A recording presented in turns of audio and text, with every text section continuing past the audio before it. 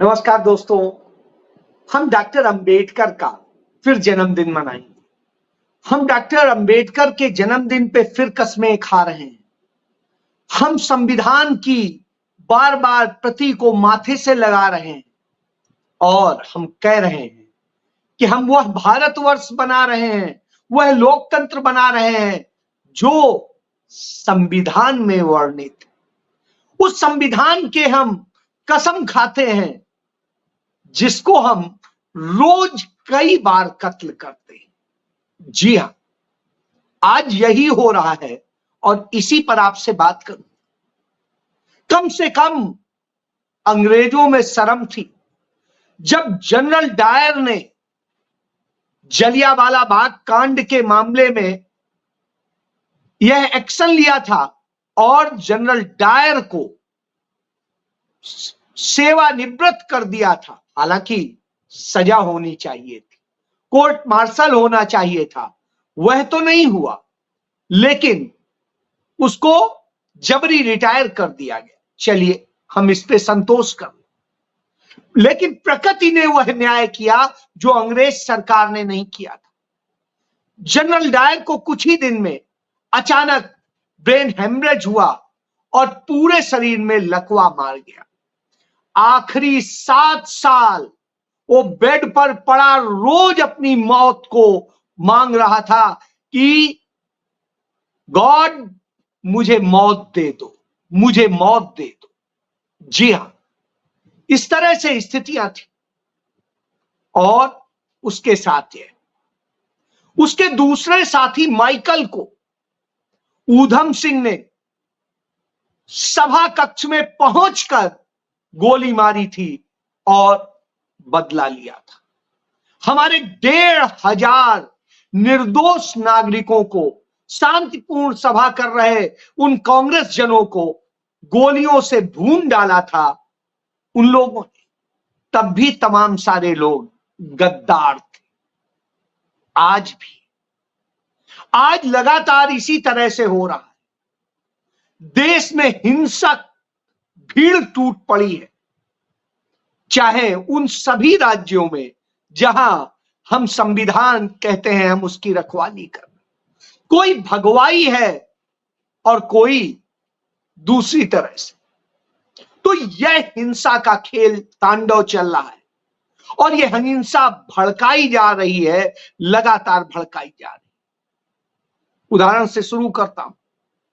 आगरा में जो हुआ, जिस तरह से करणी सेना के कथित बेरोजगार युवाओं ने एक अराजकता का माहौल बनाया, भगवा पहनकर, भगवा झंडे लेकर, तलवारें, डंडे और हथियार लेकर, और उसके बाद जिसको वो मारने आए थे उसको तो नहीं मार पाए, लेकिन गरीब दुकानदारों की रेहड़ियां, पटरियां, ठेलों को तोड़ा, उनके साथ लूट करी।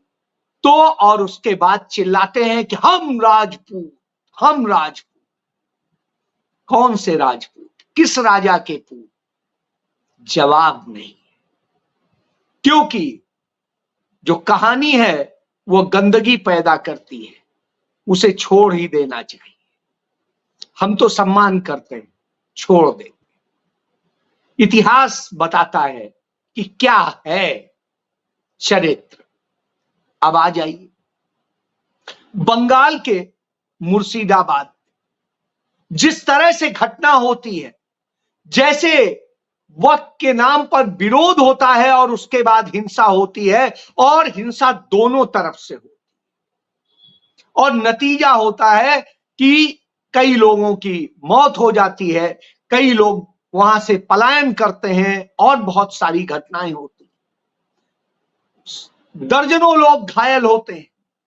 और उसी बंगाल का में जो गुजरात से आया हुआ, गुजरात मॉडल का वह सांसद है, वो यूसुफ पठान,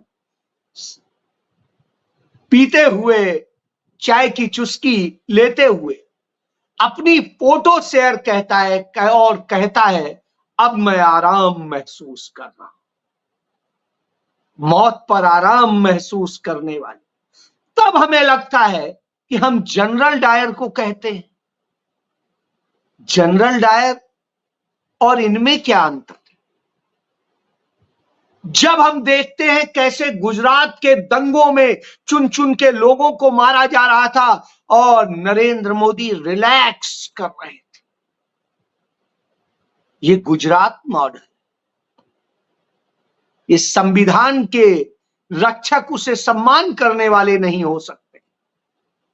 और इसी तरीके से देश के तमाम हिस्सों में हिंसा करने वाले, कराने वाले आराम फरमाते हैं, तकलीफ होती है, क्योंकि जो उनकी बेसिक जिम्मेदारी है उसे कौन पूरा करेगा। तब बोलते हैं हम सनातनी, और सनातनी का भी एक उदाहरण आ जाता है सामने, जब मध्य प्रदेश में एक मां चामुंडा के मंदिर में रात को 12:30 बजे वहां के भाजपा विधायक का लड़का लाल बत्ती गाड़ी में, लाल बत्ती इन्होंने कही थी हमने खत्म कर दी, उन गाड़ियों में, वीआईपी गाड़ियों में पहुंच जाते हैं दर्जनों लोग, और मंदिर के पुजारी से कहते हैं कि दरवाजा खोलो, हमें माता के पास जाना है।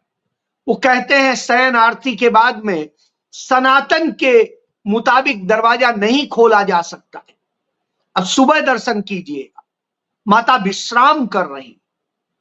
बहरहाल बहस करता है और फिर पुजारी को माता के मंदिर में ही वही माता के सामने पीट देता है, शायद माता देख के मुस्कुरा रही होंगी, ये हमारे सनातनी पूजक है और ये मेरी रक्षा करने वाला पुजारी है, मेरा सेवक है जो पिट रहा है, और मैं बेबस हूं कि मैं इनका कुछ नहीं कर सकती, क्योंकि मैं एक पत्थर हूं। और नतीजा क्या होता है, वो दरवाजा खुलवा लेता है और पूरा बुरी तरह पीटता है। पुजारी थाने जाता है, एफआईआर नहीं कोई दर्ज करता है, कोई सुनता नहीं है। यह दशा है, तो बताइए कौन सा सनातन धर्म और देवी देवता आपकी रक्षा कर रहे हैं कि आप उनकी रक्षा कर रहे हैं? कोई मस्जिद के नाम पे लड़ रहा है, कोई मंदिर के नाम पे लड़ रहा है, कौन किसे बचाने आया? आगरा में ही मंदिर और मस्जिद के विवाद को पैदा करने के लिए एक मुस्लिम युवक से मस्जिद के अंदर सुअर के मांस को रखवाया जाता है। वो राष्ट्रीय मुस्लिम मंच जो आरएसएस का है, कौन सा खेल खेल रहा है?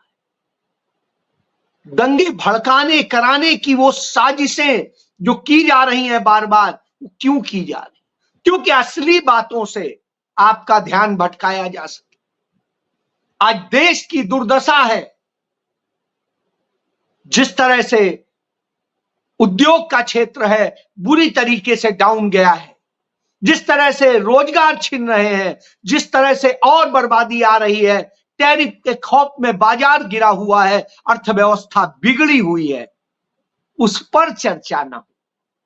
उस पर चर्चा ना हो कि भारत के प्रधानमंत्री ने जाकर के डोनाल्ड ट्रंप का पिछवाड़ा चूम लिया है और सर सर करते हुए गिड़गिड़ा रहे हैं। ये मैं नहीं कह रहा हूं, ये ट्रंप बता रहा है। तब आप क्या कहेंगे? आप क्या कहेंगे जब अमित शाह यूपी में चुनाव प्रचार के लिए आता है तो कहता है कि उत्तर प्रदेश में गहने पहन के कोई भी लड़की रात के अंधेरे में कहीं पर भी घूम सकती है, और वहां दिन के उजाले में कासगंज में अपने होने वाले पति के साथ लड़की एक टूरिस्ट स्पॉट पे जाती है, वहां पर आधा दर्जन से अधिक लड़के उसे घेर लेते हैं, उसके मंगेतर को मारते पीटते हैं और उस लड़की को वहीं जो पास में ही बना कमरा था वहां ले जाते हैं, उसके साथ गैंग रेप करते हैं, उसका वीडियो बनाते हैं, और इन सब के बाद आता है ये थे कौन? तो वो फिर उसी भगवाई पार्टी के लोग होते हैं उसी भारतीय जनता पार्टी के लोग होते हैं जो भारतीय जनता पार्टी नारी सम्मान की बात करती है। ये वैसे ही है जैसे वाराणसी में नारी सम्मान की बात करने वाले, नरेंद्र मोदी के निर्वाचन क्षेत्र में आईआईटी बीएचयू में गैंगरेप किया गया था और करने वाले उसी सनातनी पार्टी के पदाधिकारी थे। अभी हाल में एक एथलीट के साथ में जो छात्रा थी उसके साथ में किस तरह से 23 लोगों ने 7 दिनों तक गैंगरेप किया, फिर कुछ नहीं, ढाक के 3 पार। वहां न कहीं बुलडोजर दिखाई देता है, न कहीं वहां एक्शन दिखाई देता है और न कुछ दिखाई देता है। लेकिन दंगे भड़काने के लिए वही भगवाधारी जो खुद को योगी कहता है वो किस तरह से निकृष्ट विचारों को काम करता है उसको देखा जा सकता है। जैसे उसने चिन्मयानंद को बचाने के लिए, अपने सजातीय चिन्मयानंद को बचाने के लिए हर वह कुकर्म किया जो गुनाह था, उस रेपिस्ट को बचाने के लिए वह सब काम किया था। आज हम जहां भी देख रहे हैं रेपिस्ट जहां मिल रहे हैं वो भगवाधारियों के हैं और या भगवाधारी है। अपने आप में शर्मनाक। कहिए ये देवी देवता जीवंत नहीं है, नहीं तो पता नहीं उनके साथ क्या हो जाता, कोई भरोसा नहीं। तो वह हो रहा है और जब वह हो रहा है तो याद आएगा कि डॉक्टर भीमराव अंबेडकर ने क्या कहा था, किनसे सावधान रहने की जरूरत, इन लोगों से, क्योंकि इन्हें न धर्म से प्रेम है, न संविधान से प्रेम है, न कानून से प्रेम है, ये अपनी प्रभु सत्ता स्थापित करना चाहते। निश्चित रूप से दुखद है। डॉक्टर भीमराव अंबेडकर जब संविधान सभा के सदस्य नहीं थे तो पंडित जवाहरलाल नेहरू ने अपने कांग्रेस के साथी एमआर जयकर का इस्तीफा दिलवाया और उनकी जगह डॉक्टर भीमराव अंबेडकर को लेकर के आए, सदन का सदस्य बनाए। संविधान सभा में लाने के बाद उन्हें प्रारूप समिति का अध्यक्ष बनाया और पंडित नेहरू ने उन्हें सारा काम करने का अवसर दिया। जब वो लोकसभा चुनाव लड़े तो कांग्रेस से अलग अपनी पार्टी के रूप में लड़े और उन्हें सावरकर ने, हिंदू महासभा ने, आरएसएस ने मदद करने का आश्वासन दिया था, लेकिन धोखा दिया। पंडित नेहरू ने इतनी विनम्रता व्यक्त की कि कोई बड़ा कैंडिडेट, बड़ा नेता न उतारा जाए उनके खिलाफ, तो इसलिए उन्हीं के पीए रहे। डॉक्टर अंबेडकर के जो पीए रहा था उसी को टिकट दे दिया। बावजूद इसके डॉक्टर अंबेडकर चुनाव हार गए। फिर डॉक्टर अंबेडकर दोबारा जब उपचुनाव लड़े तब फिर कांग्रेस ने एक कमजोर कैंडिडेट दिया, फिर संघ के लोगों ने धोखा दिया और वो चुनाव हार गए। तो पंडित नेहरू उन्हें राज्यसभा में लेके गए और राज्यसभा का सदस्य बना करके उन्होंने उन्हें प्रतिष्ठित किया। लेकिन इन संघियों ने क्या किया था, सावरकर और उनके लोगों ने क्या किया था? डॉक्टर अंबेडकर के पुतले जलाए थे, नेहरू के पुतले जलाए थे, संविधान के पुतले जलाए थे। हमें तभी समझ जाना चाहिए था कि ये न संविधान के हैं, न दलितों के हैं, न पिछड़ों के हैं, न आदिवासियों के हैं, न अल्पसंख्यकों के। ये सिर्फ अपने हैं। ये संविधान को किसी स्थिति में सम्मान नहीं करते, मजबूरी में सिर लगाते। उदाहरण है, तिरंगा इन्होंने सालों साल नहीं अपनाया था, मजबूरी में तिरंगा अपनाया, मजबूरी में संविधान बोलते, उसे खत्म करने की पूरी साजिश होती है। यदि चुनाव में इनके 350 से अधिक आ गए होते तो निश्चित रूप से इन्होंने संविधान बदल दिया होता। ये तो कहिए कि राहुल गांधी ने सही मुद्दा सही वक्त पे उठाया, जनता बहुत कुछ समझी, बहुत कुछ नहीं समझी।